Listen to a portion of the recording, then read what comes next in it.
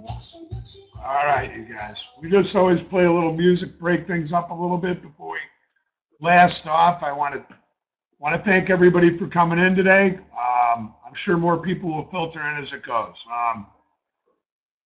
Look, I always start this out by saying the same thing. There's no dress rehearsals when it comes to trading. You're either pulling the trigger, you're either making or you're losing, and there is no in between. And at the end of the day, like the pit bull says, you're only as good as your last trade.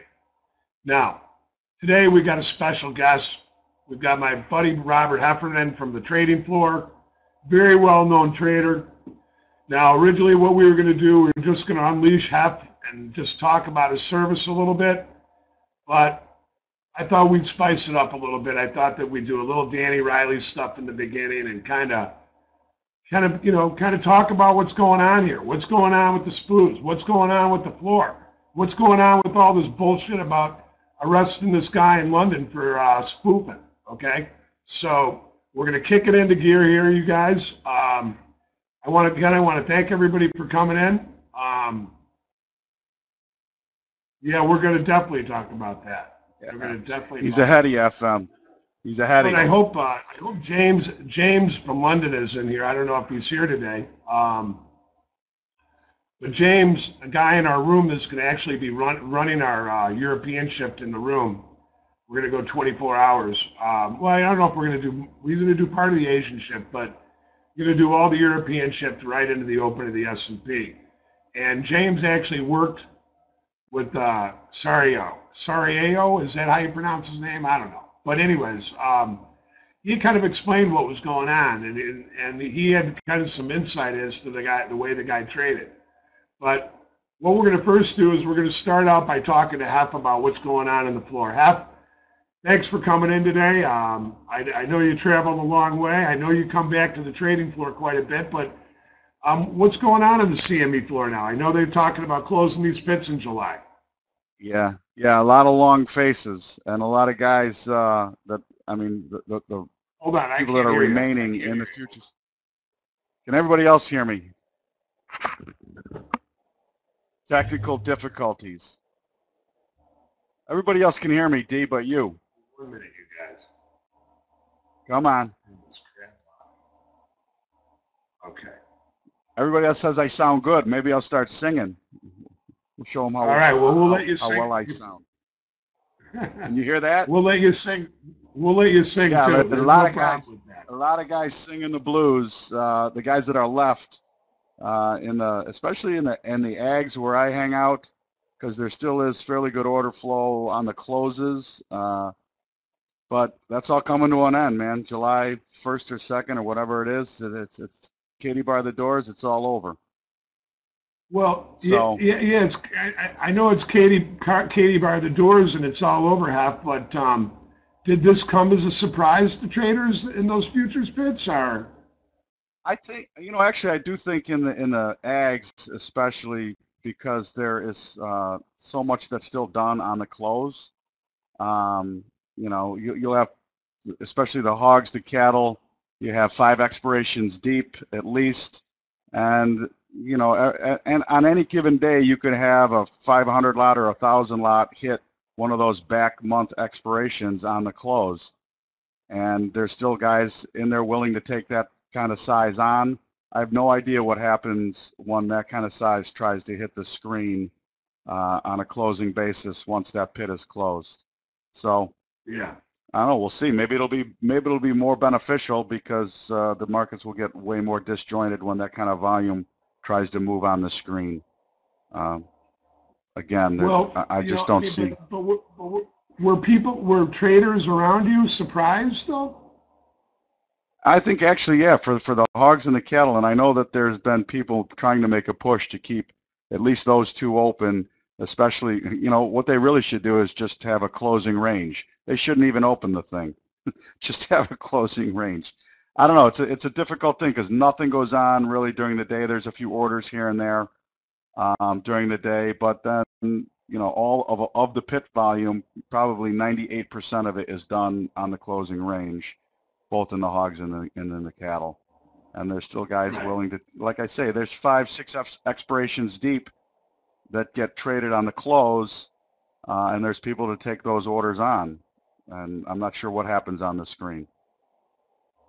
And but like I do. I mean, no one wants to see this happen. But when you walk through the grain room and you look at the wheat pit, there really hasn't been anybody standing in the wheat pit in 5-6 years.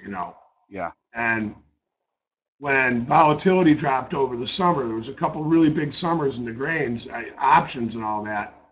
But when volatility dropped in the grain options, those pit volumes dropped enormously. I'm sure that had some kind of effect on the decision by the CME about what they're going to do at that room. But again, the CME or the Board of Trade does not own that grain room, right? Yeah, I don't think they do. So. No, I don't think they do. That'll be. It was an economic thing. I mean, they not enough people in the pits, not enough trade, but they also had that other thing, didn't they? Where there was a couple traders on the floor that were suing the Merc or the Board of Trade because they tried to change the close, and then a lot of their orders disappeared on the opens and closes or something. But I mean, it's been going. I'm not sure. The direction of all this has been going in one way for quite a while. So. Absolutely. So go ahead. I was going to say, they missed the chance to incentivize pit trading a long time ago. I mean, the time to try to stop this is long past. I mean, they could have done stuff like, give reduced commission structure for order flow into the pit. There were ways to do things. And they decided that the bottom line, the cheapest way, was just to go electronic, and they caved to the high frequency traders who run the show. So that's what we're stuck with. We're stuck with a trading setup that favors the high frequency trading. And I know that you know a lot about the flash crash and this guy spoofing. That's just the tip of the iceberg about what I think is going to come out here. Because, now the Justice Department is involved, and it's not the CFTC, it's not the SEC. There's a whole different layer of investigation that's going to go on. And it'll be interesting to see what unfolds over the next year as far as who knew what, who knew how much inefficiency there was in the structure that has replaced the pits, who benefited from it. It's going to get interesting. Well, yeah, but what I find really odd about this, StockTwits asked me to do an interview, a recorded interview that they're going to cut up, and it was all about that particular day, the flash crash, and it, and I was okay with doing it, but then a couple of days later, all this stuff starts coming out, and then this week or last couple of days, they arrest this guy in London, and look, 5 years later, and the CFTC says that they have no way of kind of investigating or tracking this kind of stuff, and to me, I don't know. To me, I think the guy's a scapegoat. I mean, how many other people have been spoofing, and how long has the exchange allowed this kind of stuff to go on? And can you tell us how the trading pits trading affects the electronic trading and how the two are connected? Well, they're not. In the beginning, I think Hef can tell you this too. In the beginning, when they first had electronic trading, there was a big thing on the floor that the pits were like a backup to a breakdown, right, Hef? In case the electronic platform went down. Yeah. If we could still supply. Yeah, for sure. Yeah, that was part of it, and I think a more important thing, that obviously they missed the boat was, and I'll say this now, that I don't believe that there is true. Your orders aren't anonymous. In other words, without encryption of order flow, the high frequency people get to see the book, and you're not going to tell me any different. And I actually think that the pit was a more transparent more level playing field, because any action that was done in the pit that seemed irregular was seen by everybody and was investigated. Now when things are trading at a millionth of a second, there's no way for an investigator. And the simple fact that there's 10,000 servers feeding the Merck's matching engine that they have no oversight over, I mean, how can you tell me that order integrity is ensured in that market structure? And that's really what this conversation is about. It's about the integrity of the market structure or the lack thereof. And so you know as well as I, these people aren't providing liquidity. Here's the question. Are we the last of the Mohicans or what? We for sure are. And you know, I come to it with an open mind, knowing that this is the playing field that I'm playing in, and I trade differently. You're forced to. I mean, I spend a lot of time, you know, carrying fairly large positions, but you just can't do that anymore. They know the book, right, and you can't tell me they don't. Well, like I say, adapt or die. I mean, because that's really the way this goes now. Absolutely. Let's see. There's a couple questions in here, Hef. I'll read them out if you want to kind of work with us. Sure. They pick off too easy. You can read there. There is more of this. There's more to this. I agree. There's a lot more to this, and I wonder if we all get a real story. Yeah, I agree. You know what the thing is? We're gonna move these slides forward, because here, you guys. I don't mind coming back and talking, but this isn't about me today. This is about my friend Hef, and he is down there. He is part of the flow, and yeah, he trades meats, but he trades everything. And what we want to do is a couple quick slides here, and you know, we're going to talk a little bit. These are the meat pits. This is what it used to look like. Not exactly looking like it now. Here's some of the pits on the floor that, you know, the futures pits that are basically empty. This particular pit is I think some of these old captions that we pulled out, I mean, you can see the pits are pretty beat up. I mean, the wheat pit, I don't know. And then when you look over to the right, you see this Hef all the time, the Eurodollar futures pit. That thing used to hold. How big was the upper trading floor, the CME at 30 something? Oh my God, that was one massive humanity. Yeah, and you know, really, I always talk about this, and I don't know, you know, it's like you would walk on the floor, and when it was really, really busy, you know, when the days when it was. I'm not saying it was always like that, but there was just like this smell, this pungent smell that you would walk into the S&P pit and you'd be like, oh God, here we go, you know. And you can sense all that is gone now. And there was so much camaraderie and so much good stuff and fighting going on, and you know. But anyways, it's, you know, we'll move this forward a little bit.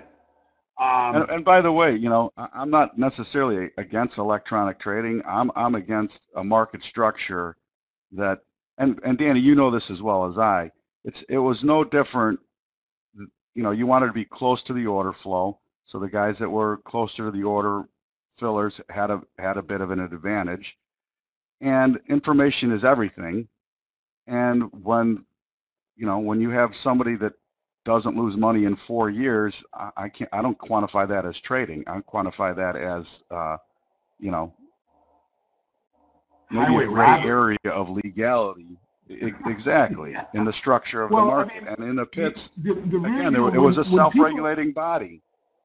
Yeah, well, when people replay this, you know, this is really, you know, I find it really funny that, you know, everybody knows that our desk took, you know, a $5.3 million hit on the flash crash, and then there was another $3 million on top of it. And I find it really funny that, you know, a lot of people know about this. You know, the newspapers knew about it, the CFTC knew about it, everybody knew about it. And all of a sudden, they arrest this guy, and no one has ever come back to, like, us and said, hey, you know, this is what happened back then, and, you know, this is how it goes. No, all of a sudden, boom, they come out with this guy. Was he really the only guy doing this? Come on. I said this yesterday in the chat room. And to me, this is at the heart of where the buck stops, okay? at MrTopStep, if something goes wrong in my room, if whatever possibly could go wrong in the company itself, and the website, and who's responsible? Me. You are. Okay. At the desk that day, my partner and I, Brian, we were responsible, and the desk is still going, and luckily things have worked out, but it affected us greatly. I mean, how could you be on the floor for 37 years and then take that kind of hit and not have it affect you? It did. Right. We went back to making paychecks. I mean, going from, it was just horrible. But at the end of the day, I think the way there's a food chain here. And at the top of the food chain, like in a bank, if you put your money in the bank's responsible for that money, right?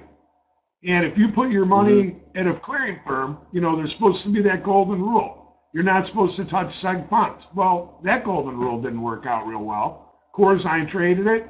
PFG, what's his name, Wassendorf, he was out giving money to charities, giving his customers money to charities. I mean, come on. I mean, think about this. Has anybody ever thought about the fact that when PFG got fined $1 million for that foreign exchange stuff, that when they paid that $1 million fine to the NFA, that they were actually paying customers seg funds? I mean, come on. Yeah. So at the end of the day, yeah, they paid off their $1 million fine with customer seg fund money. I mean, come on. So at the end of the day, I believe that if I have my money at Chase Bank and Chase Bank gets robbed, Chase Bank is responsible to make sure my money's there, or in some kind of financial collapse or whatever. They're trusted to lose my money. They're not going to lose my money. They guarantee it. And at the Merck, I always thought they guaranteed everything too. But what happened is I think there was a breakdown. Yeah, there was a breakdown with MF Global. And when there was billions on the line, they didn't really step up. And I think what's going on here is as the floor has transitioned, and it's not just the floor that's transitioned, I think it's a really, really important point here, as electronic trading has evolved, the need of the floor has become less, and electronic trading has become the forefront. And in addition, the big thing to this is that during the credit crisis and during all these, Corzine trading seg funds and blowing people's accounts up, and Wassendorf doing what he did, and the credit crisis, let's face it, you know this for a fact. You're a trader on the floor that sees paper and order flow. There's a lot less accounts out there, aren't there? It's not like it used to be. Oh, for sure. No. Right. No, I mean the structure isn't the same either. So, and how about this? The structure's not the same for the big players either. No. I mean, you talk to the big hedgers, in the meets. I mean, they don't like this market structure because they can't get anything done. No, they don't. But at the end of the day, I think it's very important to understand that, I don't know, as a public company, and as even before, the CME had a fiduciary responsibility to its members. And I still believe that. But today it's a publicly held company, so now it has a fiduciary responsibility to the public. And that's to create volume, which creates money, right? So now the floor is not as important anymore. You've got the credit crisis that devoured everything. You got MF Global. You got that idiot, what's his name, from PFG, and it's killed the business. It's knocked everybody out of the box. And then to throw, insult on top of injury, the CME, like you said, allows 10,000 servers to jump in front of our orders. And that's what they do. We see it every day. We've known about it for years. But here, at the end of the day, how can you fire your largest customer? How do you get rid of HFT at the CME without collapsing the whole, I'll tell you what happens. What happens is you either change or they're not going to lose. Let's say they find a way to monitor it or limit it or make the playing field level. Yeah, they're going to lose some volume. But if they don't, somebody's going to offer a market structure that is fair and equitable, and then they're going to lose everything. The ICE is already talking about no high frequency trading agricultural products. So wow, you know, the market forces want to be as efficient as possible and as fair as possible, and whoever offers that product is going to get the volume. Simple as that. Well, here, real quick, we took that big hit on the flash crash, and we're just going to do a couple quick slides, and look, this is what they consider spoofing. This is Nanex, and this is a spoofing chart, and this is what they say he did, during the flash crash. Now, that's to send gigantic orders into the pipe or send big orders into the pipe with the intention of just spoofing the market down. Now, I remember that day, and it took me a little bit of, because, like, if anything has ever really happened to you traumatic, or you were in a really bad car crash or something, and you remember everything up to that moment, but then everything like around that moment becomes fuzzy. Even though you weren't knocked out, I had a really hard time recollecting what was going on before the actual market started to really get sell off late in the afternoon. And I didn't have to go back and look at it, but I had to sit down and tell myself, God, go back to that day. This is too big. You can't forget this. Well, there was something going on early in the day that day. You can see that. And I remember we were looking at it throughout the day. We could look up at the boards and go, what is that? You'd see like big offers on the ladder coming in, like 15,000, 20,000 minis would come in, on the offer, and then, with an uptick, and then all of a sudden the offers would disappear, and then all of a sudden the S&P would downtick, and all these offers would come in. And here's the thing, I haven't seen anything like that since then. Not in that size, but throughout the day we were looking at it, and Brian and I, we never even thought about what was going on, but what was going on is that guy that had that investment firm, I think it was in Iowa, in Iowa, he was starting to sell. Now I wonder if, someone very smart picked up, I think he had 45,000 minis to sell, or 43,000. And I'm wondering if some of these program guys caught up on it, because we still do big orders on our desk in the mini. We execute for some big hedge funds, and during the credit crisis, we were moving 10,000 lots and 5,000 lots, and a 10,000 lot, and the S&P, if the hedge fund would call the desk, hey John, buy 5,000. A 5,000 lot order back then would move the S&P 7-8 handles.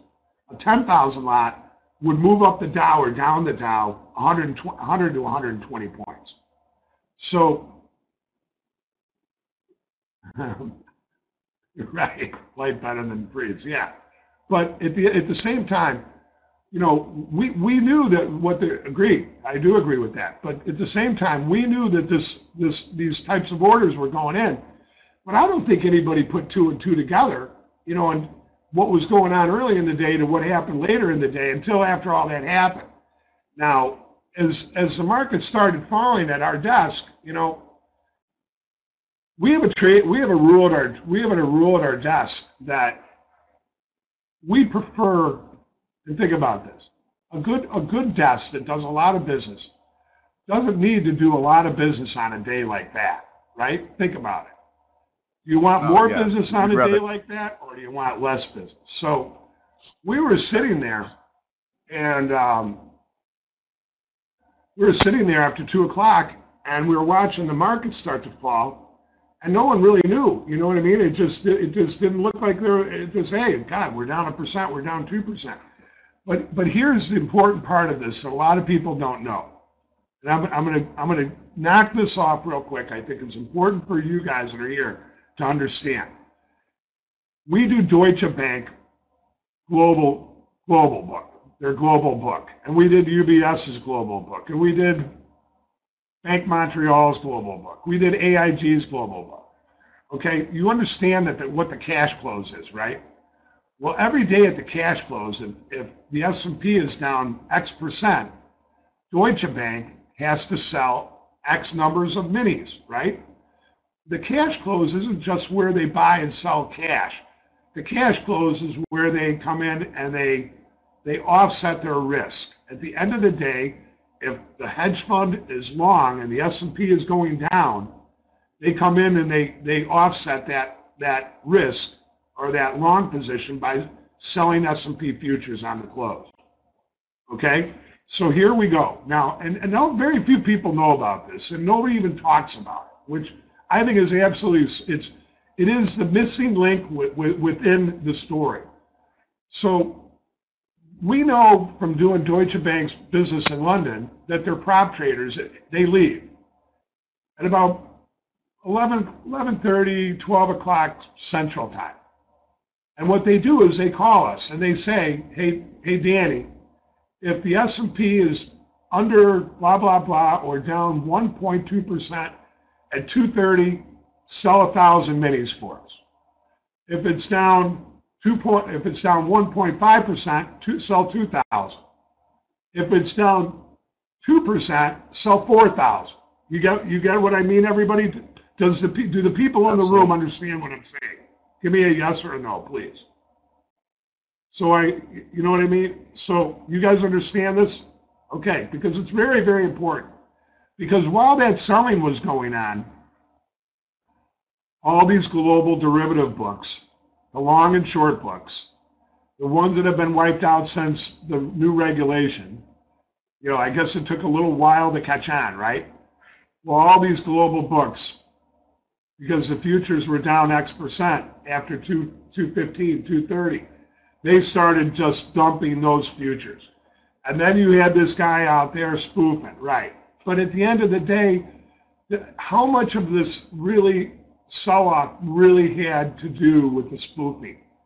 In my mind, a very, very minimal amount, because you had two things at work here. You had several things at work here. There was no circuit breakers. Remember, after a certain time, I think it was right. So you got this Yoko guy at this investment firm in Ohio. He's got this big order that he's been unloading all day long, that the algorithmic program, the traders that have watched their screens, they track volume. They see him coming in every 20 minutes, every half hour, selling 1,000 minis. They catch on to that. So late in the day, when the S&P starts selling off, and that guy's still pressing them, those global books, UBS, AIG, Nomura, everybody starts unloading. And here's the thing. They generally tie this to 3 o'clock, but when the futures are selling off like that so hard early, they go early. You know what I mean? So we know this for a fact because we used to do the Bank of America business. Remember Bank of America? That was our largest account on our desk. And in the credit crisis, the Fed made them sell or shut down their operation and go to Merrill Lynch. This guy's book, Raj, was up $680 million in his book, and they folded it into the Merrill Lynch book, was down $3 billion. Does that make sense? Merrill Lynch should have fucking taken the hit, and Bank of America should still be going, and the whole thing. But anyways, as these books, as the futures started going down and down and down, these global books started unloading. And while they were unloading, we had this guy in our desk. Remember, I'm going to go back to what I said, and I'm going to finish this off really quick. We had this customer that had a $30 million, he had like a $80 million hedge fund, small. He had $30 million with us. He had $10 million with this firm, $20 million with this firm, whatever, however the breakdown was. But when he would execute, he would only execute his $30 million through our firm. He would not pay an execution fee to go do the whole lump at once. So here we go, you guys. Now this is where it all hits. We're at the desk. Remember I told you that on days like this, Brian and I would always prefer to do less business. We had a kind of a rule, hey, slow it down, you know. Don't be looking for big orders on crap like this. It just doesn't work. So literally, desk of 6 guys. I'm at the very, very end of the desk. Brian Shepard's right next to me.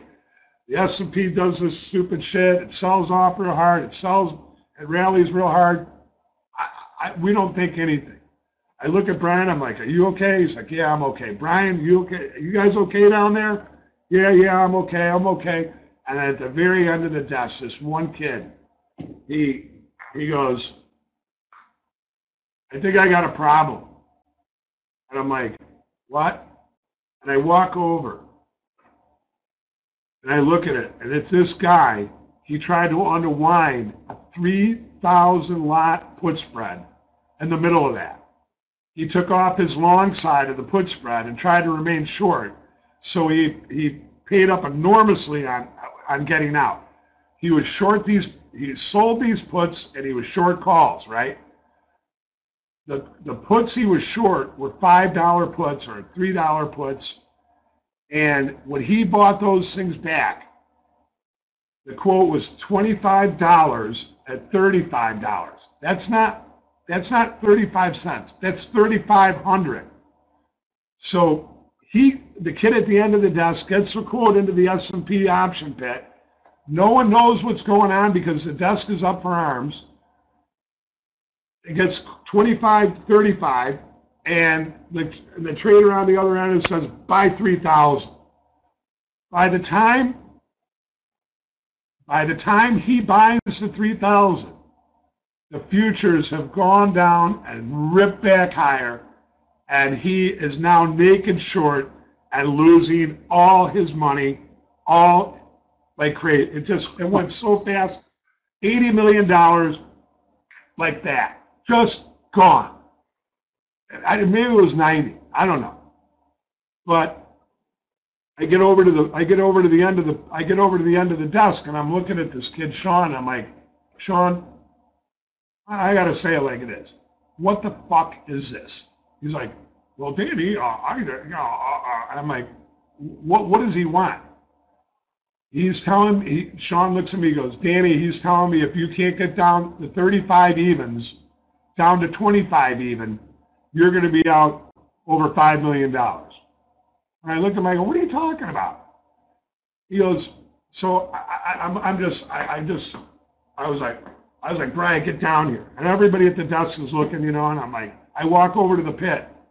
And I'm looking at the guy in the pit, I'm like, Troy, and I trusted this guy. I mean, I'm like, Troy, this fill, I go, if we report this fill as is, this fund's going to blow up. Every account that he's got is going to blow up, and we're going to be out $5 million. And he goes, what do you want me to do about it?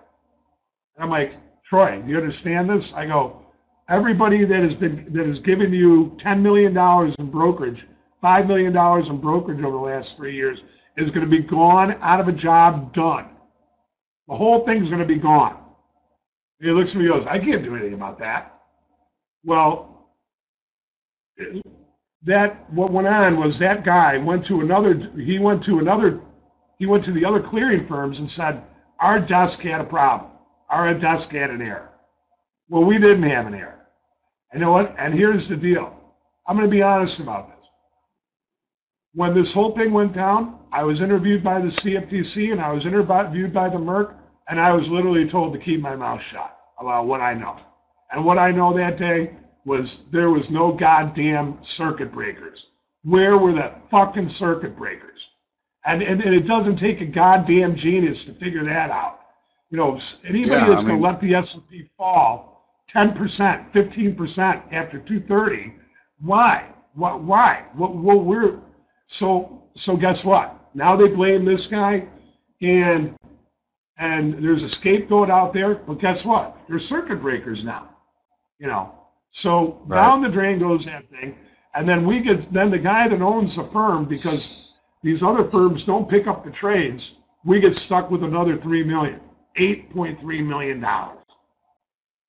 Now, so when I look at this stuff and I hear people talk about it, and I see the idiots on CNBC and Fox and whoever else talking about this, they don't know their dick from their ass. And I hate to say it like that, but that's the way it is.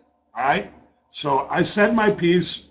Have fun. I'm glad you came in here today. You're a great guy. Danny, honestly, though, that's important. That's important, though, because the whole thing goes back to... I'm going to ask the room. Has anybody in the room ever heard about what happens after 2 o'clock when the global books start evening up their positions and their risk? No one ever said anything about that. Did you think? Look at you think? Do you not? Here, I'll ask the room another thing. Please answer. Say yes or no to this. Do you not think that other HFT traders didn't see what was going on during the day? When that guy in Iowa or that little investment firm was dumping 45,000 minis, you know what? Here's the thing: our desk did a 42,000 lot. And do you know something? When you take a big order like that, you started from the open, from the opening bell to the close. Hey, Danny, listen, we got a big order for you. We're going to be busy all day. They don't have to give me the whole 40,000. They call up and they say, hey, Danny, we got to sell 10,000 off the mini, off the opener in the first couple of minutes. And then we get the first 10,000 done, right? And then hour later, the phone rings. Hey, Danny, look, we got another 10,000 to sell. Work them over the next hour. So my guy at the end of the desk, here's the thing. We got a guy in our desk. His name's John Fishel, and I'm going to tell you what. This was me in the beginning, and it was so smart of me. I think, give myself some credit here. I didn't want to, when we were the largest S&P desk by volume, according to CME statistics, all right? And when the volume started to slip away, my partner Brian and the lady that runs the company, they didn't want to do options and they didn't want to do electronic minis. So we went from the largest S&P desk to the shit box in the corner until one morning I went to the CME and said, I want to move this desk from here down to there in front of the S&P. And then a couple days later, I installed two Globex terminal. And then our desk started rocking. I mean, it just exploded. I mean, had we not adapted to doing options and doing electronic trading, it would have been finito, So that's the way it went. But at the end of the day, my thing with this is that I think the buck stops at the CME. They may not like to hear this, but they're the ones that are responsible. They're the, and the fact that we all know that the public is allowed to trade our futures accounts against high-speed HFT accounts that, like you said, have 10,000 servers within the CME. That this game, it just, you got to be really, really smart. You got to be really, really lucky, and you got to be really, really fast to be making money in these markets. And I'll tell you what, I'm not gonna lie about this. I have a varied degree of success with trading. Now this year I've had a little better year. Last year I made a couple of option trades that made up most of the percentage of the money I made. When the S&Ps puked, I did some lottery tickets, I bought some calls, and I held them. But on my future side, I think if I added all my commissions up, I probably didn't make very much. I mean, after trading a full year and the commissions and all that, and then this year, you know what? I've just adapted a much slower pace to it. Trying to become much more patient. Pick my levels, when the knife drops, I try to catch that falling knife. And, if I get stopped out, I still think it's good, I'll get back in. I'm not sure how many of you guys this week were on the Twitter account. How many of you guys were on Twitter that saw me call the stops on Thursday? How about that one? I mean, I gave that to you guys. I told you not only the reasons why they were going to do it, I literally gave you the exact time that they were going to do that. So anyways, look. I missed that, This Danny. is all about Hef today. Hef, thanks for coming in. Like I All said, right. I think the most important thing that traders want to hear from you, and this is what I want to hear, I want to know what you use to make money. I want to know Right how on. you go about it. You know, what you're looking at. What do you, you know, is it just the level that you're looking at? Are you adding a little bit of feel to it? What are you doing with all this stuff? Anyways, I'm going to jump All off. I right. want to thank everybody. I'll be back on the close. Thanks, Hef. Thanks, thanks, Danny. All right, let's get to it. Market vitals, the levels you need to triage the market, and really, you know, that's kind of a hokey tagline, but I really come to the markets from that kind of frame of mind. General, well, you know, health of a market, health meaning the market's going to rally, or sickness, the market's going to break. And I've developed the market vitals sheet over the past 20 or so years trading, and it really is the sheet that I use every day to begin. So the basis of Rudy, this will cover meats because that's what I trade specifically, but it is also the same analysis that I do when I hear any chatter about any trade in any market. It's the same analysis going on. So no matter what market you're talking about, if it's covered on the sheet, the analysis is the same. The sheet comes with 3 basic trading models that I've traded over the years, and I'm going to go through each one of them individually and then show you how I set up a trading day, generally thinking going forward. So every day the sheet's produced, and that's what it looks like. These are the hogs, but it covers 73 different markets and spreads, and that's what the sheet looks like. So the first column of numbers, we're talking June hogs, is a pivot model. And let me just go through all 3 sets of numbers. If you were trading them exclusively as that trading model, how that model would trade, and then you'll see when you incorporate all 3 models into kind of an overview of the market, you get an idea of any particular market's health or sickness, and also trading ideas around the market setup. Obviously, I really think it's important to mention that this is not a trading system. This is like a scouting report. And added to your system, it's going to add a layer of discipline.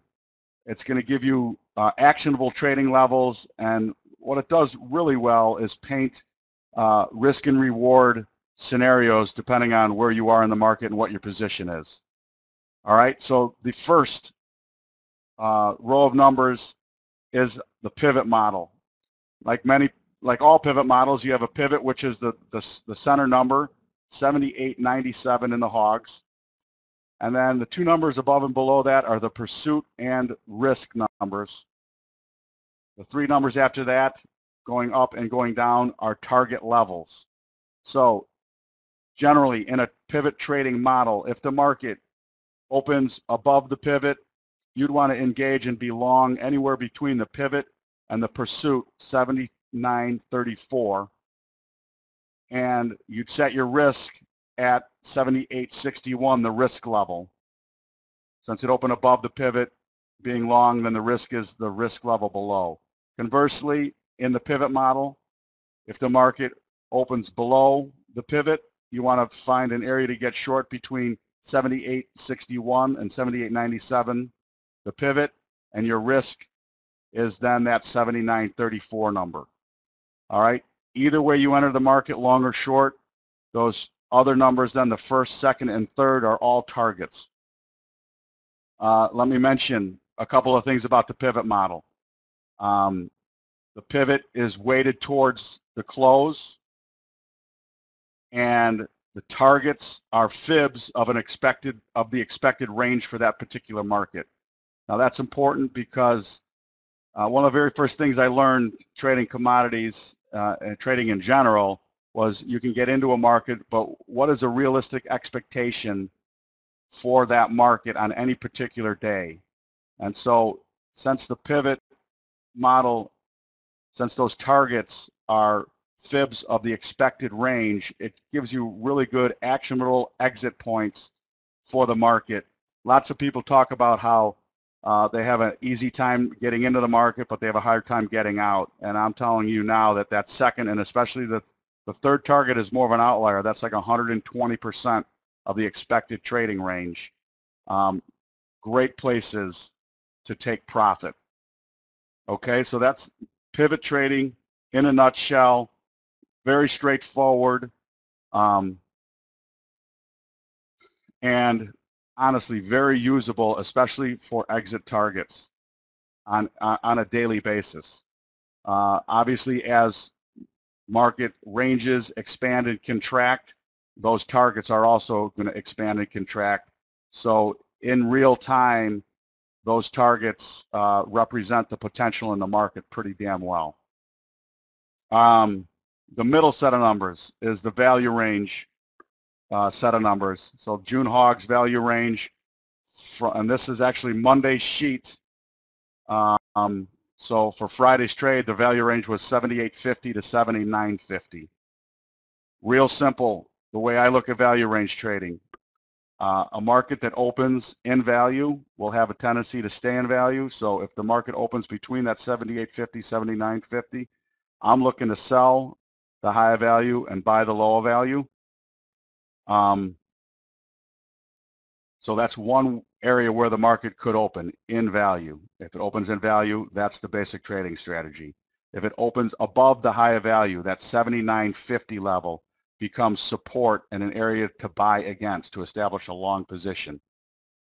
If the market opens above value, I'm buying somewhere above 79.50 as it tests that higher value, and then I'm looking for the market to expand away from that level, and I'll go into more detail on where I'm exiting that type of trade. More importantly, though, as we talk about value range trading, if I buy at that 79.50 level because the market opens above there, and the market trades into value, builds some time and volume, then by Pete Stottlemyre, who did the original work on value range trading, by definition, you have an 80% chance to fill 80% of that value range. Now, let's talk about the market structure that we are involved in today as we trade and how different it was when he put this analysis together. No, the pursuit risk, let's just go back to that since this question is on, and I'll come back to value range trading. The pursuit risk is a percentage, again, of that expected trading range. So what we're looking to do here is to risk a percentage of that expected value range in order to get a multiple of that in the reward. I hope that explains what that pursuit and risk is. Again, you're taking fibs of the expected range from the pivot for the whole analysis on the pivot. All right, so back to the value range and the value range fill. By Stottlemyre's early work, it was if the market opened above value and traded into value, 2 15-minute brackets, then it triggered a value fill, is what they called it, or he called it, and you had an 80% chance to fill 80% of the value range. Well, when you think about today's market structure, 2 15-minute brackets, 30 minutes of time, it's inconceivable to wait 30 minutes for a confirmation on a trade idea in today's market structure. I still do, though, look at those levels, and I attach my own feel for the market. If the market opens above that value range high and it comes down to trade 79.50 and bounces off of it, is it respecting that level, or is it, and it can actually penetrate a little bit. It can trade 40, it might trade 30, but it should pop right back above 79.50. If it stays there below 79.50 and builds some time and volume, then I'm going to say, and I'm talking sometimes under a minute, sometimes a couple minutes. The fact is that it's not staying above 79.50. Then I'm saying, you know what, I think I got a value range here, or a value play, and this market should fill that value range. Very important in this analysis then is how big is that value range, because that comes into the risk analysis on a daily basis. when you have really big value ranges, obviously I'm not going to sit with those 79.50s if I have a 100-point value range that I'm going to fill 80 points of.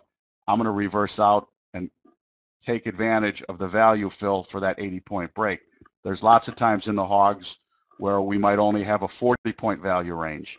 So if I buy that higher value in that scenario, especially as the velocity of the market that is, I might not have the opportunity to get out, so I'll just average and buy the lower value also. So that's how I approach value range trading, and the exact same analysis goes for a market that opens below the lower value. A market that opens below the lower value, that low value becomes resistance in an area that you want to sell against. All right, if the market penetrates the value area above 78.50 and builds a little bit of time and volume, again, it's more of a feel than a 30-minute rule. Then the market has an 80% chance to fill that 80% value, or 80% of the value range. So 80 points in this scenario. So that's the value range trading methodology that I come with to the market every single day. And let me point out right now something that the sheet helps you do if you were a pivot trader versus a value range trader, and something that I look at every day. You'll notice that the lower value and the pursuit risk are kind of in the same area. 78.61 pursuit risk, value range low 78.50, value range high a little bit above the pursuit risk 79.34. But the important point here is the pivot is dead nuts in the middle of that value range. Okay, so as a pivot trader, if this market opened up, let's say 79.05, you're going to be, as a pivot trader, you're going to want to buy it, right? But as a value range trader, that's a coin flip of a trade because it's dead nuts in the middle of the value range. There's no way you want to try to establish long or short when you're right in the middle of a value range, especially on an opening basis. So that becomes glaring and apparent in your analysis of the market. Now, as you watch the numbers over time, you're going to see that value range shift around the pivot and pursuit risk areas depending on the velocity and the strength of a market. So in a rallying market, you'll see that value range low sometimes come all the way up and mirror or match the pivot, making a really strong pivot level to be buying against, and also to be reversing against if it gets below. So as you watch the numbers over time, you'll notice how the value range shifts around the pivot level and the pursuit level, giving you an added layer of discipline and analysis from which to work.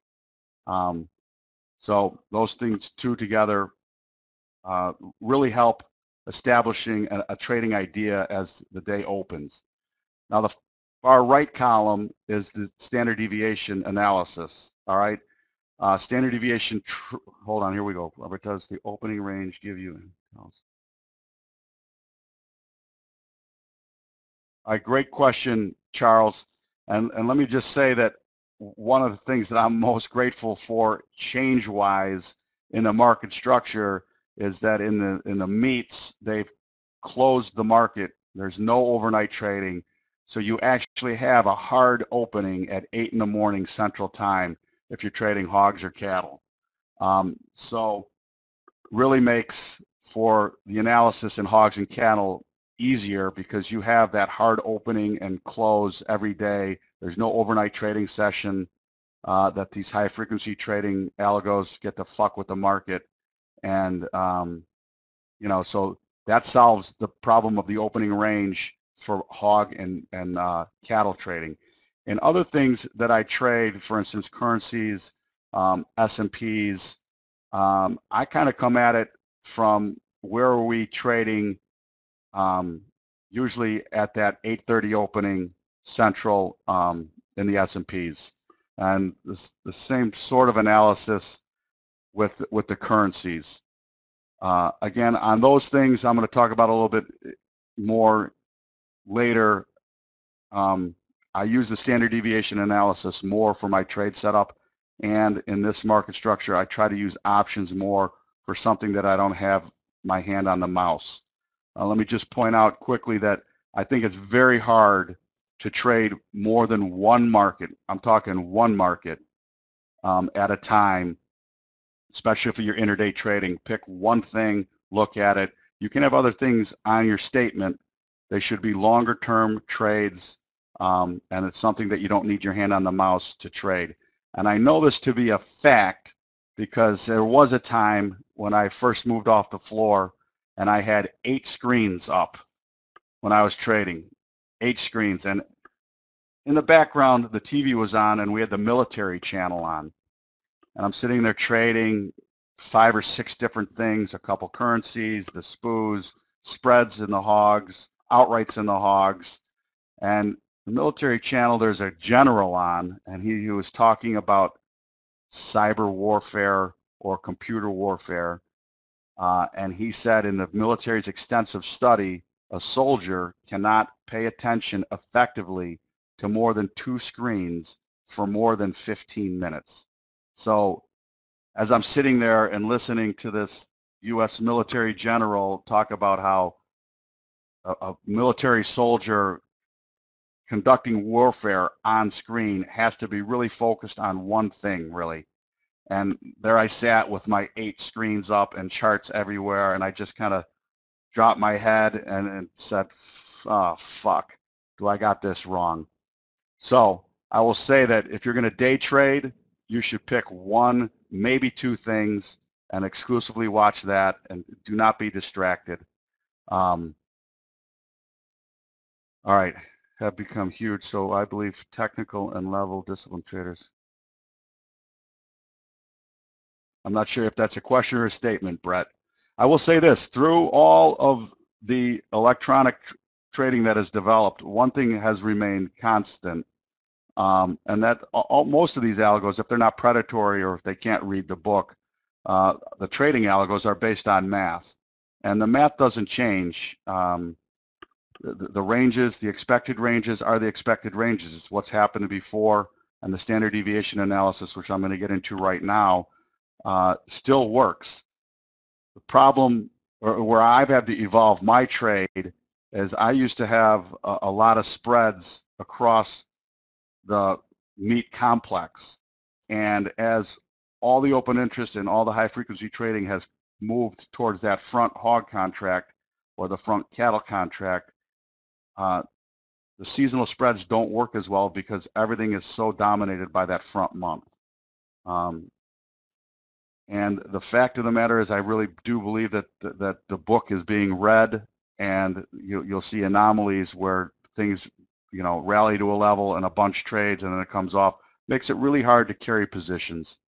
So I've adapted to coming in every day, trading 1 or 2 things, or 1 contract in the hogs and maybe a couple of spreads off of it, and really hone and concentrate on that specifically. So let's go on to the standard deviation model, which is the 3rd set of numbers, and just talk about that a little bit. Standard deviation trading pioneered by John Bollinger Bands. I'm sure many of you heard of those. A brilliant guy, not because he was so mathematically brilliant, because standard deviations have been around forever, but the fact that he attached his name to something that had been around forever, I thought was particularly brilliant. So Bollinger Bands, no, they're not Bollinger Bands, they're standard deviations, all right? On the sheet, the Market Vital sheet, we have a variation of standard deviation numbers. The average is the middle number from which the other 4 numbers are produced from, and those numbers are the up momentum, that's the UM, the up momentum collar, the UMC, and then the lower momentum and the lower momentum collar. All right, very simply, in standard deviation trading, the very first thing you look at is where's this market in relation to the average. Simple trading methodology, if it's above the average, I'd rather be long. If it's below the average, I'd rather be short. Now, a market that's not only above the average, but is trading above the up momentum, that is a market that is trading stronger or healthier. We talk about healthier, stronger. this market looks good, those type of adjectives when a market is trading above an upper momentum level.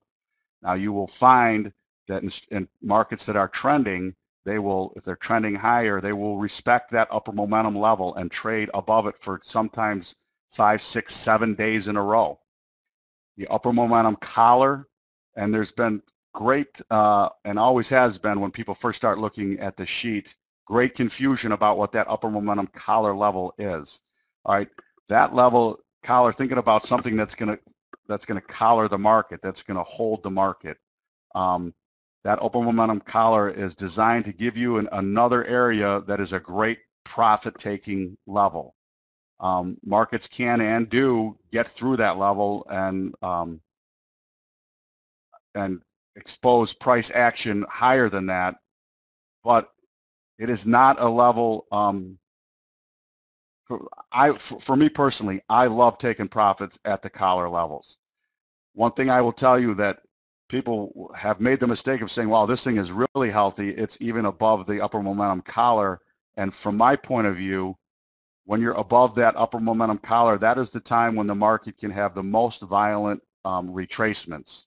All right, so love taking profit there. Do not like initiating positions in, for instance, if it's above the upper momentum collar, I would never want to initiate a buy in that direction because the market is outperforming at that point.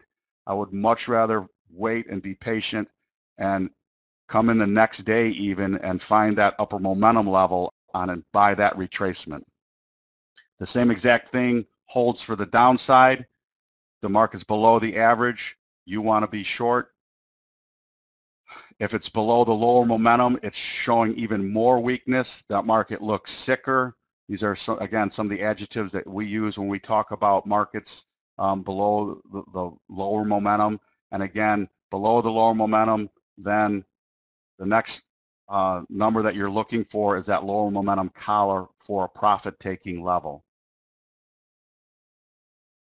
All right, right now I have 4 screens up, but one of those screens is my Twitter feed and my position screen.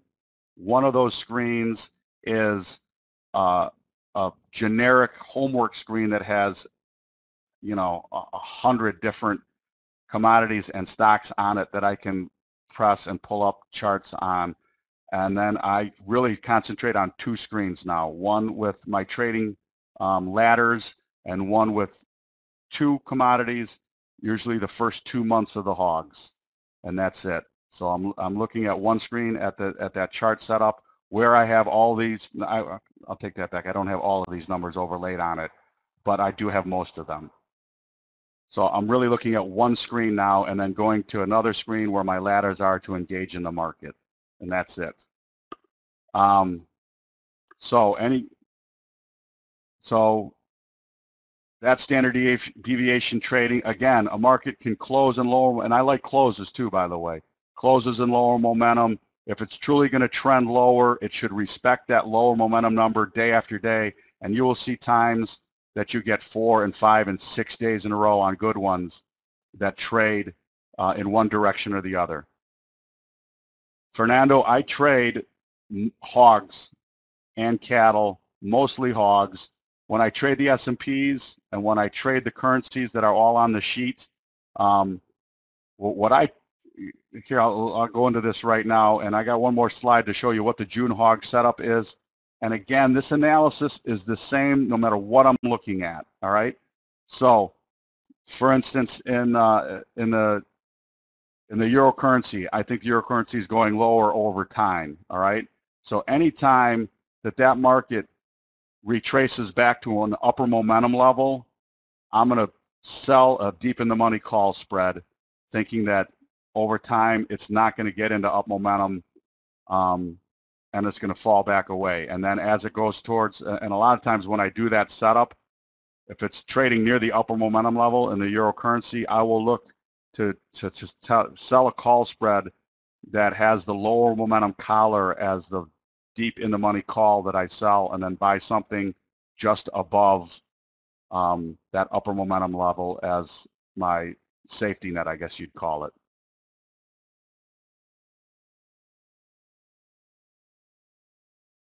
In the meats, the thing that really affects them the most, the question was by Robert, in the intermarket forces most affect meats.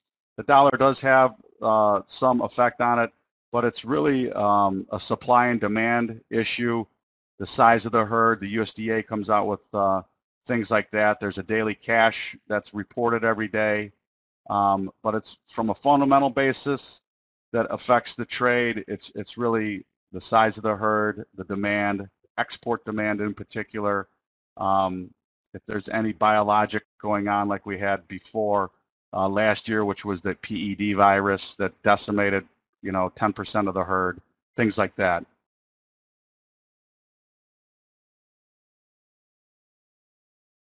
Yeah, all right. So that's a great question. You have to have stops in the market, or if they're not hardwired in, you have to be disciplined to say, all right, if it gets here, I'm getting out. I sometimes prefer to manually enter my stop, but other times I don't. I just put them in, and you will definitely get an idea on stops piling up on some of these levels, especially the standard deviation levels. So a market that's been in lower momentum, let's just say for 4 or 5 days, and then trades above that number, a lot of times you'll see flashes, mini flashes, or market participation as people that have been riding that lower momentum level get out. And again, if you can take out a lower momentum level, but for me to have a true reversal of a market, I want to see a close out of that momentum direction. So the volatility or volume in the cattle, and I just kind of went to the hogs. I migrated there when there was still, I was one of those guys that just kept migrating to a pit that had activity. And I also migrated finally to the hogs where guys have private jets, and I never saw that in the currencies in the interest rate products. Rudy, you never traded a hog jump in, the water's fine. And honestly, I do like the fact that it has, a hard 8 o'clock opening and it closes at 4 o'clock. There's no overnight bullshit. So even if you do carry position, you're not going to get some algo that's going to fuck you out of the market at 2 in the morning and it'd be right back where it was. Again, sorry. That's any other questions on the setup here individually on these trading systems, because they really are 3 completely different trading systems. And what I like to do then is try to find, I used to actually call this sheet synergy trading system, because I like to try to find where levels line up in multiple analyses. So to that effect, I've just laid these numbers down except for the targets on the pivot model is not represented here. So the 2 brown, and this is the June daily hog chart. The 2 brown numbers is the value range from Friday at 78.40 level. I rounded that up. That's the momentum, the up momentum level. 79.97 is the collar. And then the average is 73.35, the low momentum 76.30, and the low momentum collar 74.70. I rounded all these numbers to the actual trading, the trading level that actually trades. So right away you're going to notice that lower value and the upper momentum level 78.40, I think it was 37 on the sheet, 78.50. Those 2 numbers are lining up pretty close. So that is actually, for my trade on Monday, is going to be the area that I'm going to pay most attention to. If we open in value, I will buy against that lower value and that momentum level, but I will be respecting that level. And if it can't hold it, in other words, that 78.40 should be damn near the low if this thing is going to continue to rally and continue this rally that you see that's been going on. 79.97 would be 79.50. If I bought them at 78.50, I'd obviously lighten up at that higher value, and then I'd be out at that collar at 79.97. And if I had any left to keep, I'd be looking at that second and third target then. If we got a flyer, if the market really outperformed, hit stops or whatever, I would have resting orders that 80.30 and that 81.5 level for sure. Yeah, all the vitals are priced on prior day's data, 100%. Yes. Yes, it is being recorded, and you will be able to review this later.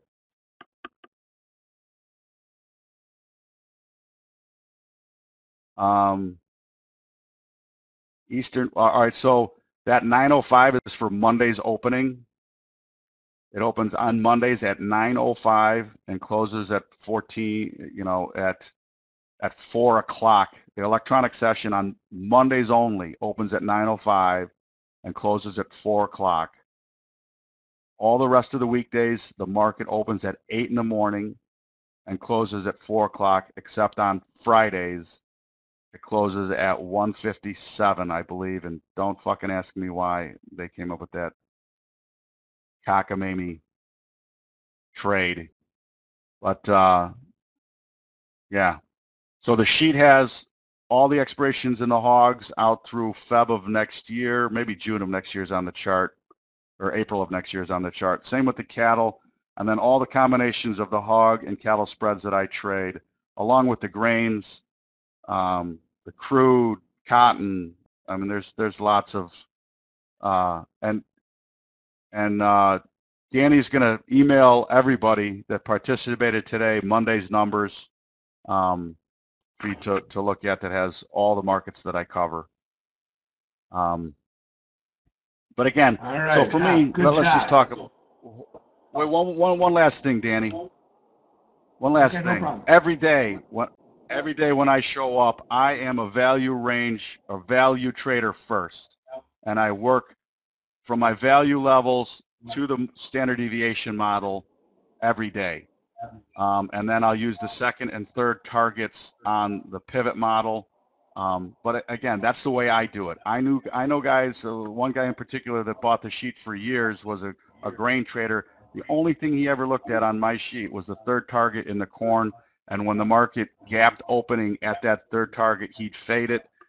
And he subscribed for years just looking for that setup. So again, this is everybody's trading methodology has to be personal, has to make sense to them.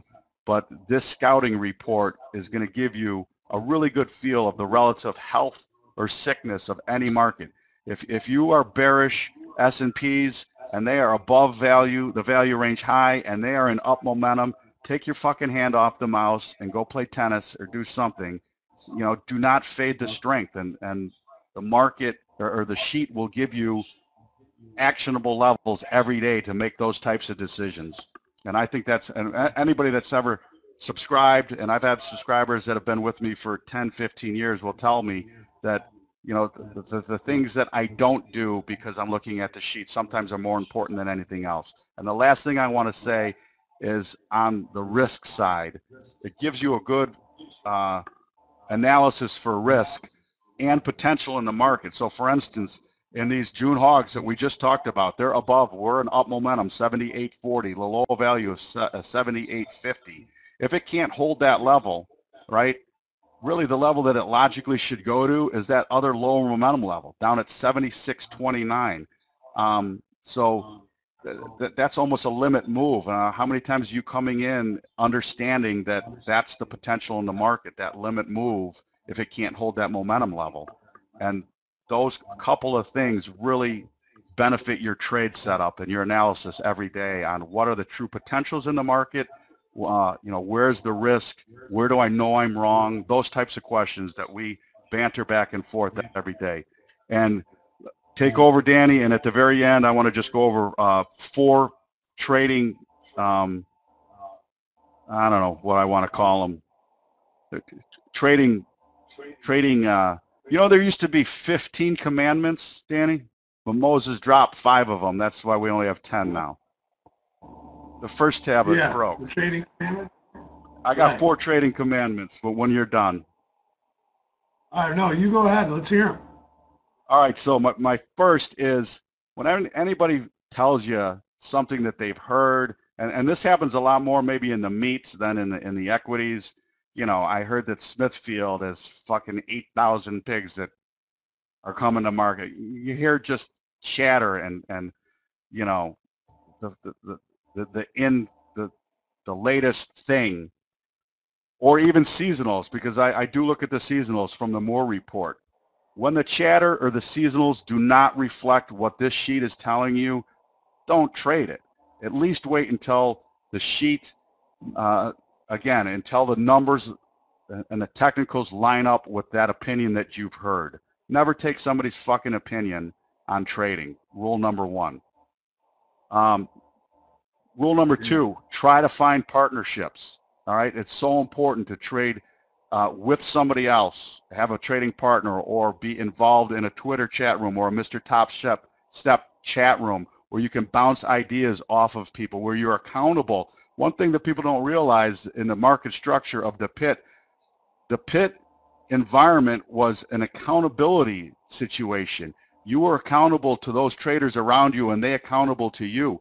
You might fucking hate a guy standing next to you, but something about that trader bond, you would be a counterbalance to him. You'd see him buy something and still be in it. You could see it on his face, and you would say, hey, you still got those? Are you still wearing those? And just that interaction with somebody sometimes would be enough for you to get out of your position to say, yeah, you're in a conversation with somebody. When you're on the screen, if you're alone, it's silent.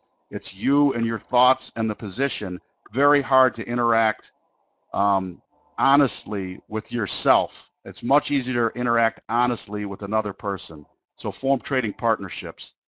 For me, trading flat every day. Come in with a fresh game plan, especially the way the overnight sessions can fuck with markets other than the hogs and the cattle, so the S&Ps and the currencies and stuff. Come in every day ready to fight, man. Trade flat, have a fresh attitude every day, do your homework, have a trading idea or a setup, and trade from there. And the last thing that I'll say is, as this market structure has evolved electronically, one thing that I'm working on is automating my entrance side of the market. So you come with good disciplined rules and find a way to automate that entrance side. So it takes the entrance side out of it. It's just an algo that just gets you into the market and gets you involved, I think, is something that will really help your trading. I know it's going to help mine.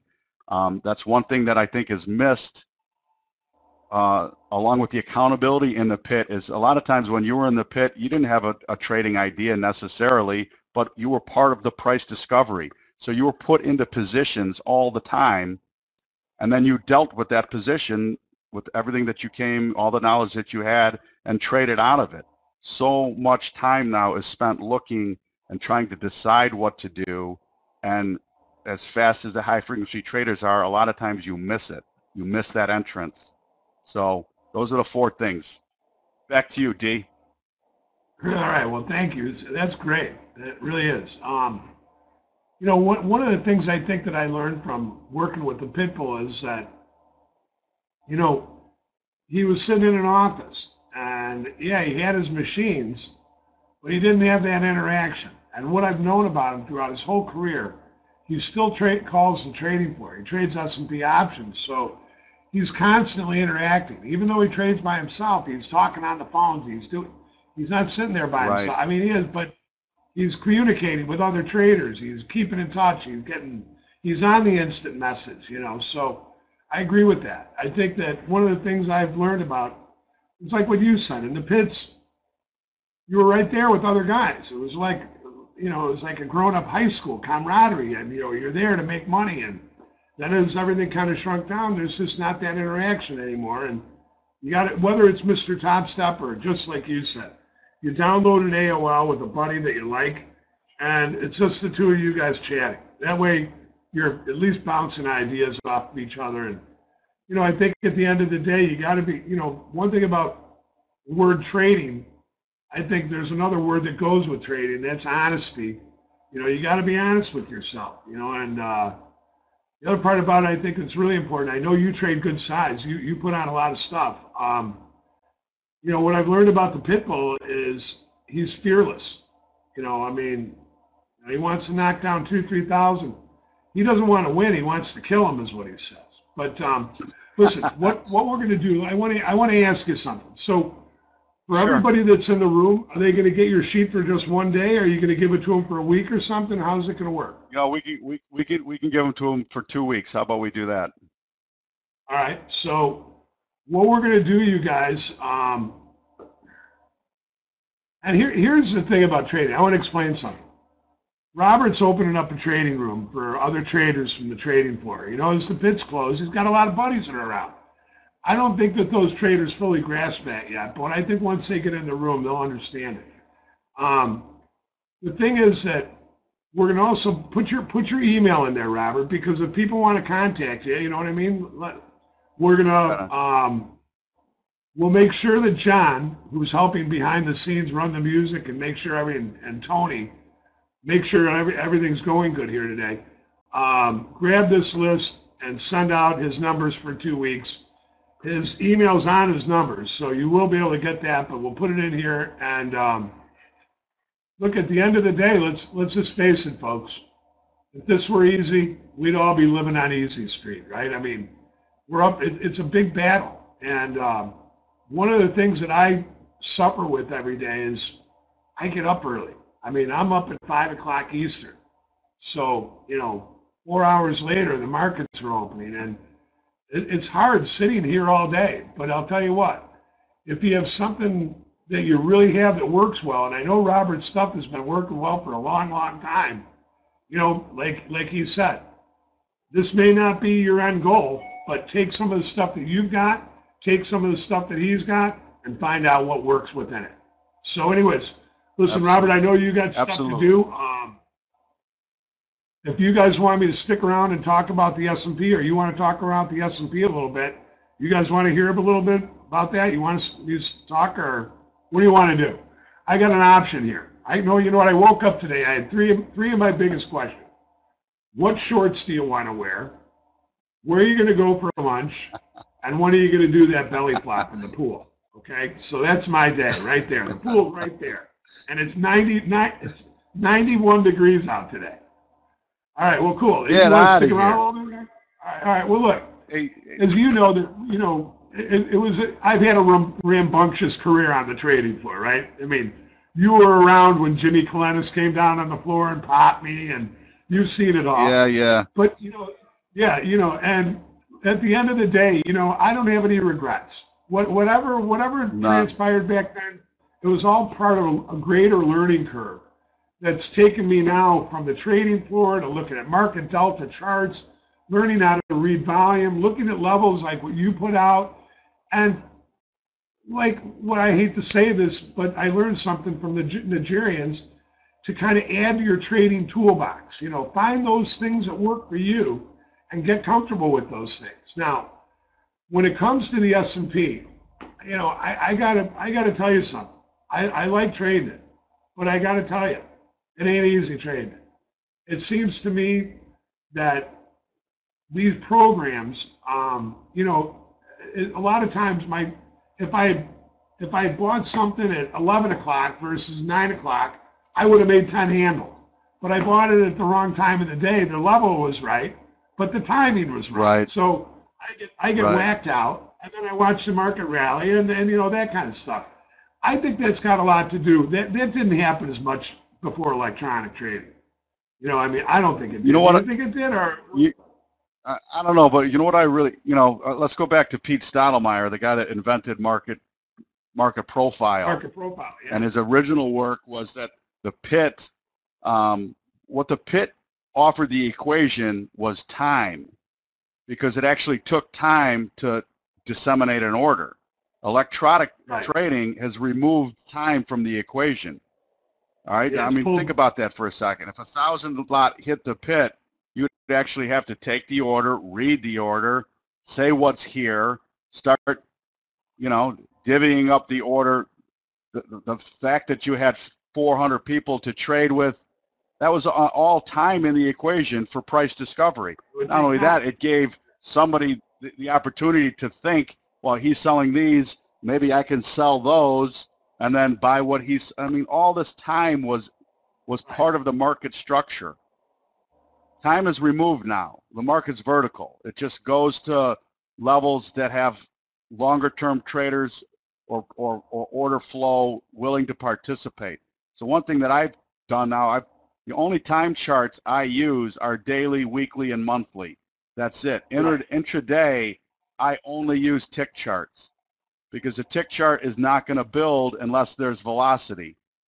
So, and it becomes real apparent when that velocity happens when you're watching a tick chart versus a time chart.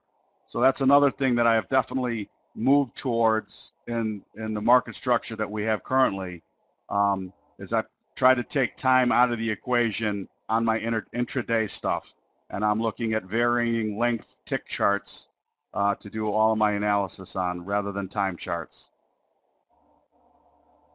Well, you know what?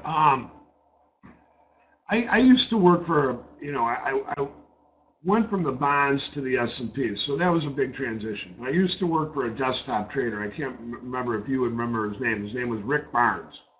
But he owned several clearing firms. Yeah, very well-known desktop trader. I mean, even in the 80s or 90s, he would trade 25 markets at once. A very, very smart guy. And I worked his phone in the bond room, and I didn't really, I got to be honest, I didn't give two shits about charts. I just watched the pit and watched the order flow. That told me basically. Absolutely. I mean, we weren't down there to be economists. You know what I mean? We weren't there for our our level of higher education. We were there to figure out order flow and how the mechanics of the floor works and how you can make money within all that.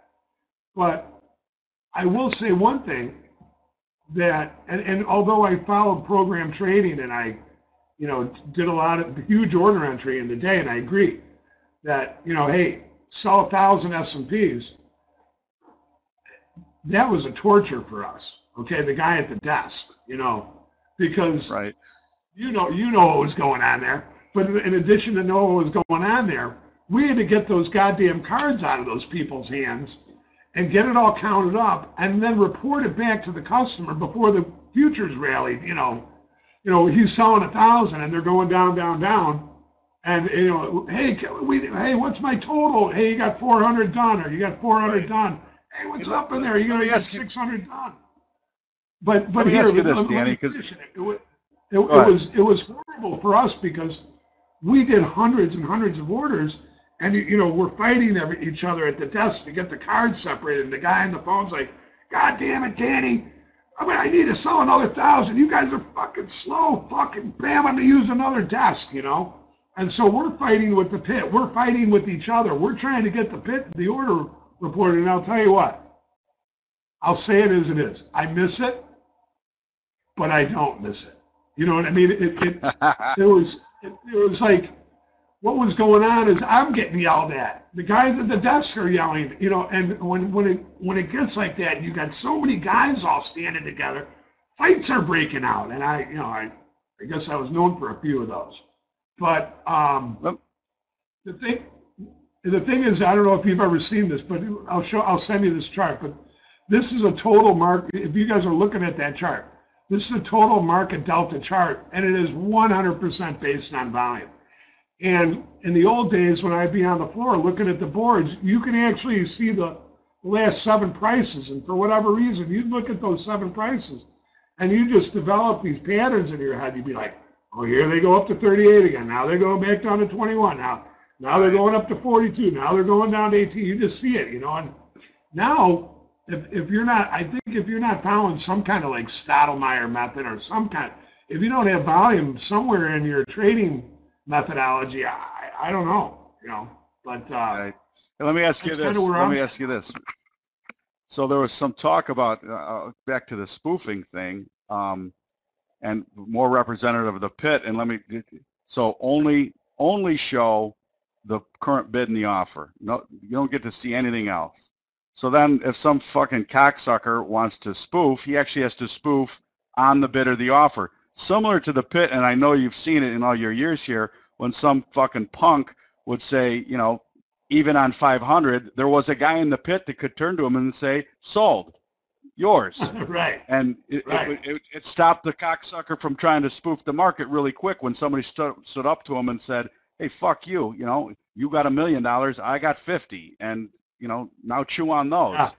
So Oh, you yeah, want to they stop used the to do that. spoofing. Yeah, you want to stop the spoofing, you know, only show the bid and the offer.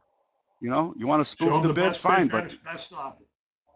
if you spoof Yeah, I the never bid, thought you're about under, that, but you know, you spoof the bid, you have the potential to be fucking depantsed by somebody that says, you know, any thousand lot that shows up on the bid, hit it. So yeah. that might be one way to combat that particular part of it. And why do you need to see the book anyway? Because this is the other thing. Why do you need to see the book anyway? Because you can't trade against it. It evaporates when you try to hit it anyway. So why show it? Right. Well, you know, the thing is, I think the book, I mean, at the heart of algorithmic and program trading, I think it's your ladder, right? I mean, that's where it all goes. It's right into there. So, yeah. But anyways, you know, Right, Danny, I want listen. to real quick talk about all right. Talk about the direction of where I kind of think the S&P is going here over the next couple of weeks, and a little bit of kind of a long-term or little longer-term view. And as most of you guys know, you know, I've been in the S&Ps most of my life. I started over in 1985 at the Merck, and I went on. I really did create the largest S&P operation on the floor in terms of volume, and I've seen a lot of things change. And what I've geared myself now toward, and I know that this sounds so funny, and I think it's really, really at the core of the way traders should, I'm not saying change, but start to think, and that's to think like an algo. And I try to very much. What I do is now that there's all this quantitative easing going on in Europe, and we're all aware of that, I think they've kind of taken the ball over into their court. Now, over the last couple of days, the S&P has kind of resumed its leadership role. But as we know, about a week and a half ago, when the DAX sold off, they took the S&P for the ride. So where are we at in the sense of where the S&P is going here? I think that we're not going very far either way. Now, J.P. Morgan wrote a big thing, and I do have the thing, but I'll summarize it for you. What they kind of said was that, you know, there's probably a greater potential with the way the markets are set up right now for them to go higher. And the reason being is with the lower volumes like this, it kind of indicates that people are not as vested. And that the worry would be is that if the S&P starts to go up, it could really accelerate to the upside. Now, I don't disagree with that. But I think what we've seen so far in 2016 is not like, 2015 is not like what we saw in 14 or not like what we saw in 13 or 12. We're seeing a little bit of a different animal.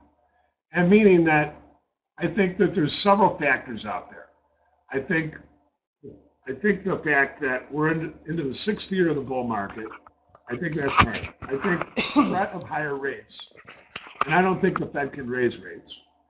I think that the first quarter earnings have been shadowed by unrealistic expectations about weak earnings. I think they're actually coming better than most people expect. And I also think that the downdraft in oil affected, you know, a lot, and obviously the dollar. But at the end of the day, I think what this low volume is all about is people are scared. They don't know what to do. The S&P has gone up so much. It doesn't, when it pulls back, it stops. And I think that's got something to do with the structure or the way the government has got, I don't want to say the PPT, the plunge protection team, but that they know they can't raise rates right now. So you're still at that zero borrowing cost. You have Europe finally on the ball, and there's less urgency here to, you know, really do anything. A little weaker economic data. We pull back a little bit. But even now on the downside, the volumes are very, very low. I mean, as you guys know, if you follow me on Twitter or you read about them, you read my opening print, there was 6.69 million minis traded in October of 2009. And from that day on, the S&P has gone down, down, down, down, down, the volumes here.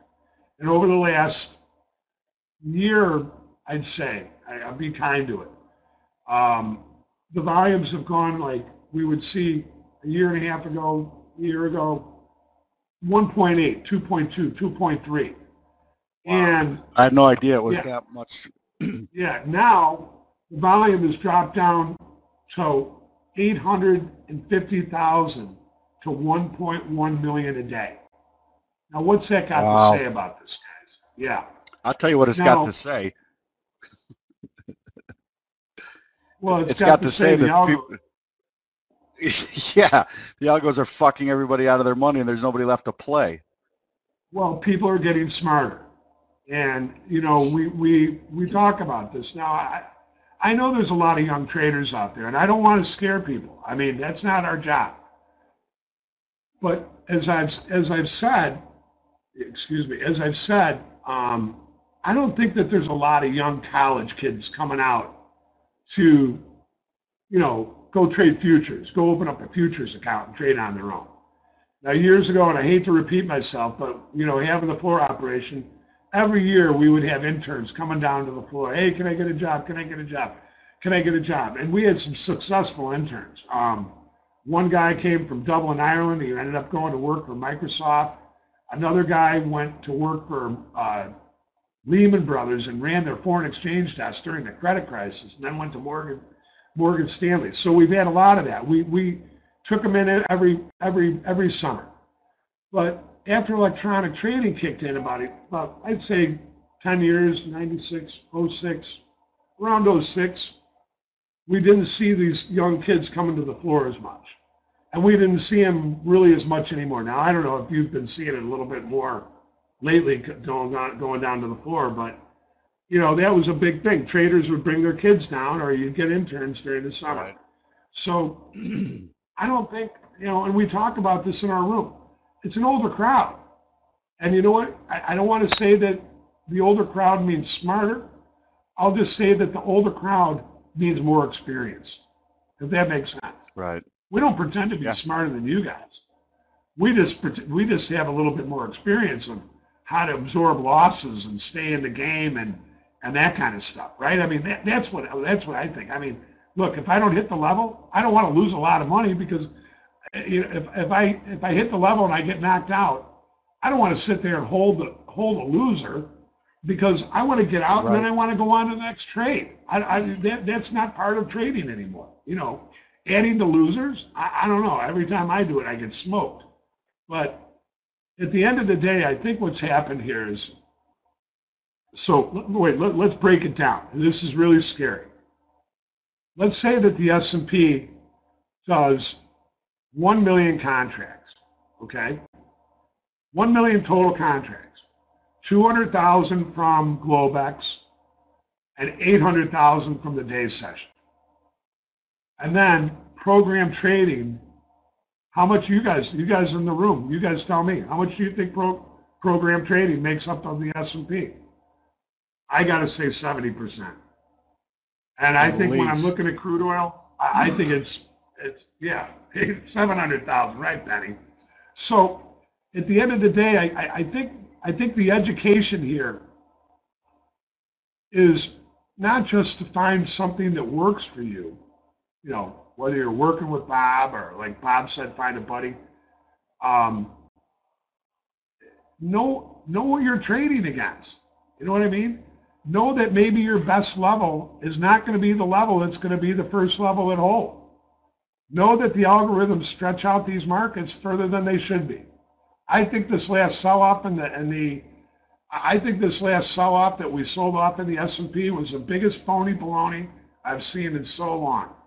And I said it all the way down. The S&P shouldn't be down here.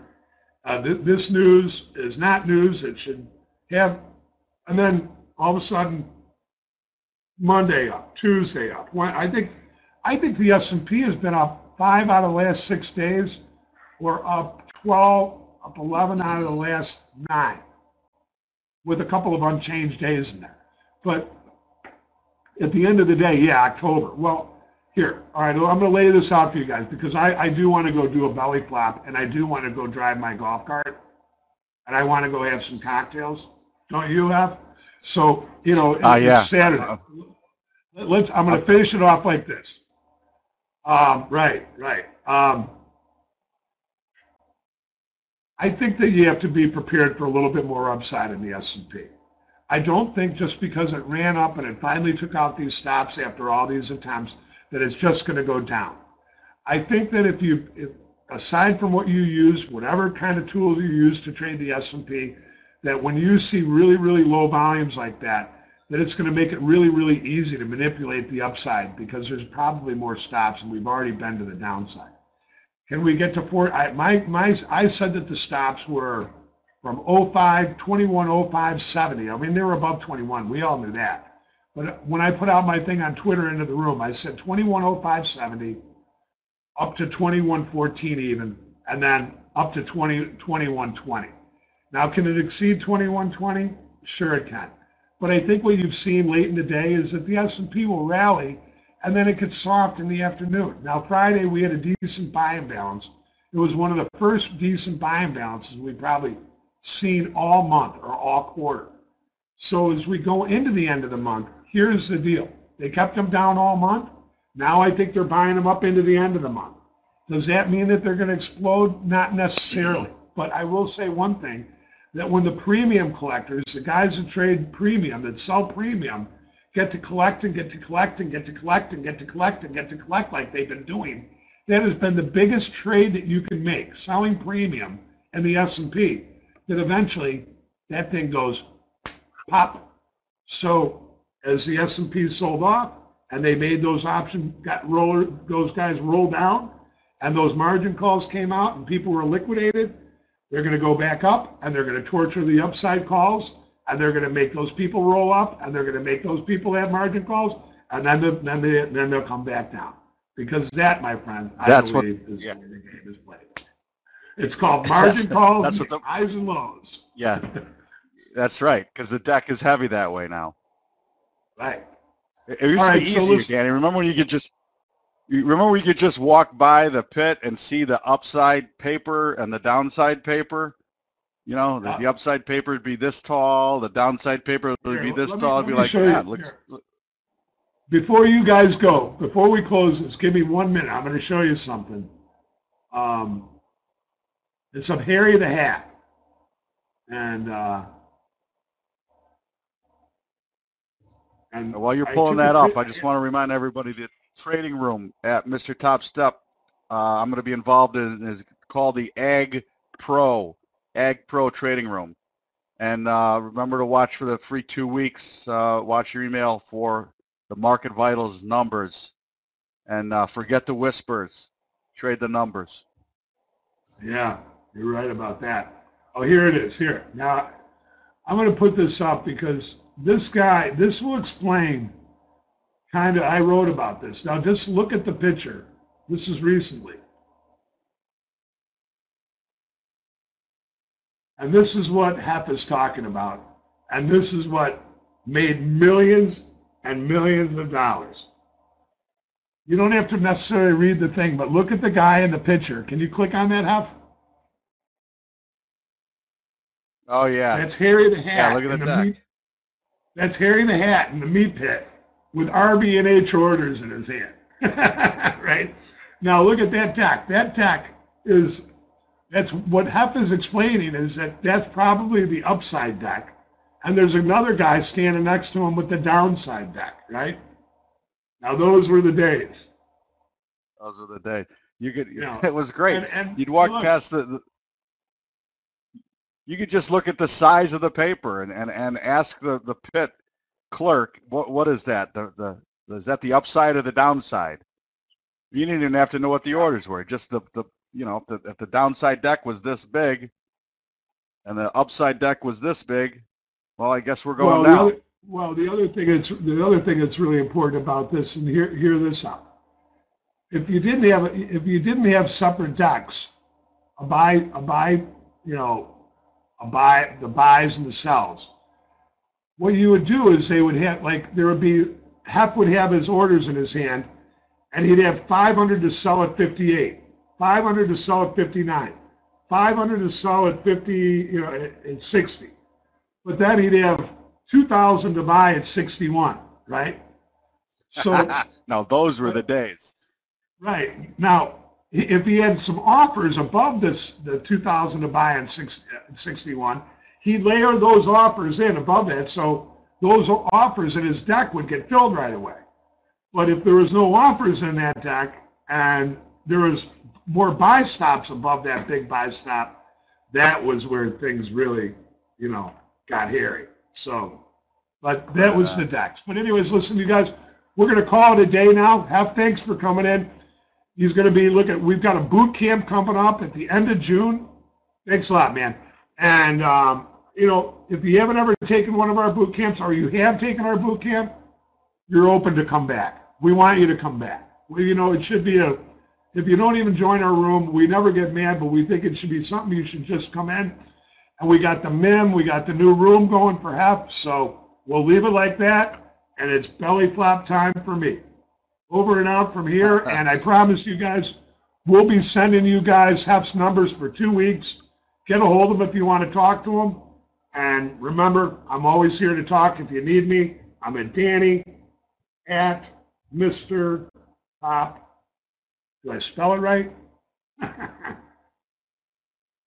.com. Just email me anytime, you guys. If you ever guys want to talk or you ever have a question, I'm not a broker. Hef's actually a broker. But if you ever want to talk about clearing firm, you want to talk about clearing rates and things that you think work or don't work, I'm there. We'll leave it like that. Have a great weekend, everybody. Thank you. Hey, John, have a great weekend. Some tunes, would you?